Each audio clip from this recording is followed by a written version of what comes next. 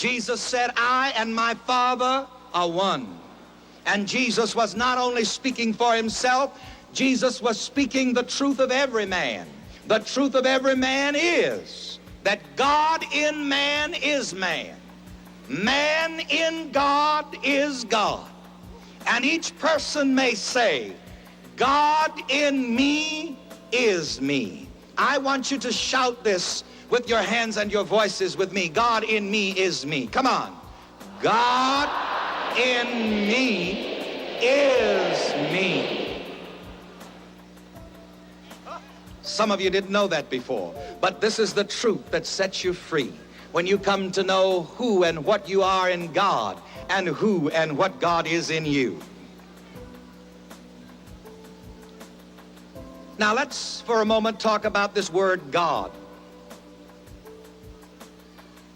In our philosophy, which we call the science of living, we describe God as the presence of unlimited good in me and in everyone. And we're stating this in the first person. God is the presence of unlimited good in me and in everyone. Together, please, with your hands and voices. God is the presence of unlimited good in me and in everyone. This is the way that you come to an experience of the goodness of life, by believing and knowing this. Believe that you can be and do and have the good you desire. You will never get any further in life than your belief about yourself. And let me stop here for a moment. You know what the trouble with many people is? A lot of you are troubled and are having problems because you're upset about what other people think about you.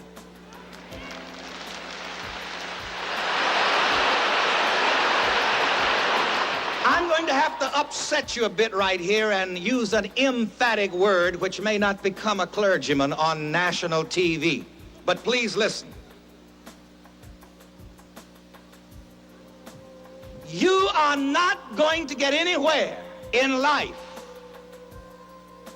spiritually or otherwise, until you come to that point where you don't give a damn what people think about you.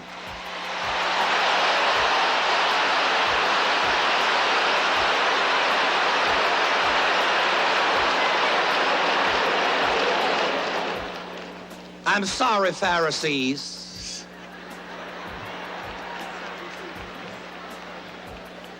As long as you worry about what other people think about you, you will be mediocre. You will be worried to death. The hair will fall out of your head, worrying over what other people think about you. It only matters what you believe about yourself. And I want to give you that as an affirmation in the first person. It only matters what I believe about myself. Together with hands and voices. It only matters what I believe about myself. Let me tell you another secret. I'm a bit leery of people who get upset over what other people say about them, because if you get upset about it, it makes me think that maybe you're guilty.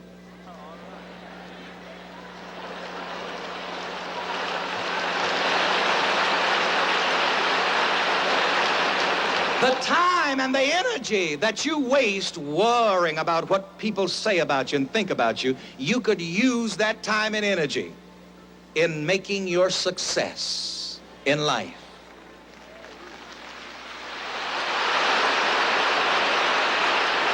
So believe in yourself.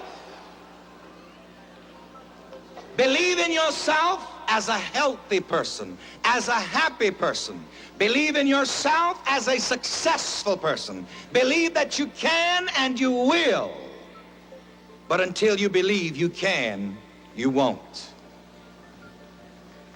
Now, everywhere the Bible tells us to believe, it means believe in yourself. Believe in your divine self. Everywhere the Bible tells us to believe, it means believe in God in you. How many of you believe in God in you? I'm not talking about God in the sky, but God in you. If you believe in God in you, I'm going to give you a personal affirmation about this. I believe in the presence and the power of God in me. Together. I believe in the presence and power of God in me. All right, I feel you turning on. Give me a few more moments. You must believe that God in you is for you.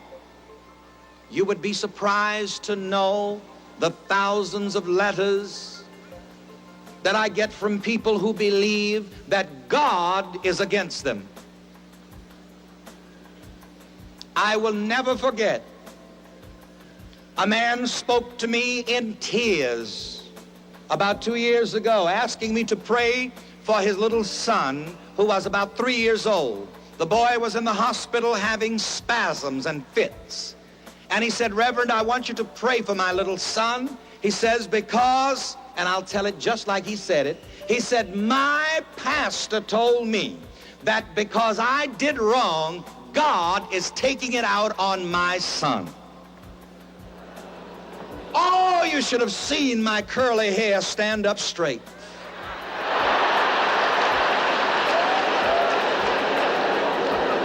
You know, you have to watch this jazz that people put out in the name of God and in the name of religion. Some of you, your biggest hindrance is your religious belief. I said to him, I said, sir, with all due respect to your eminent pastor, with his DDs and LLDs, with all due respect to all of the precious doctrines of the church, with all due respect to all of the ecclesiastical dogmas of the world, God does not do spite work.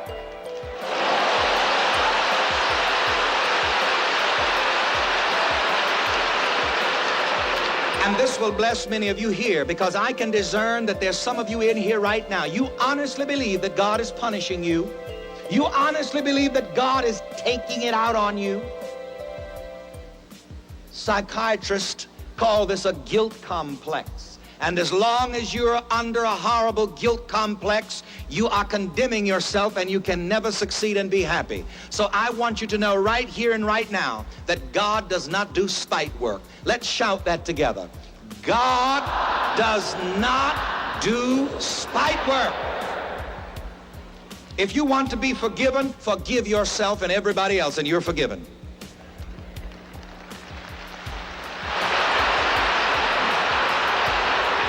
God forgives you through you.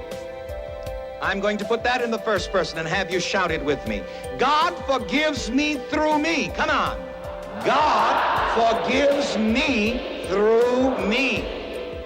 Regardless of how wrong you may have been, forgive yourself. Forgive all others, and you are forgiven. Go free and succeed and be happy, for life can be beautiful.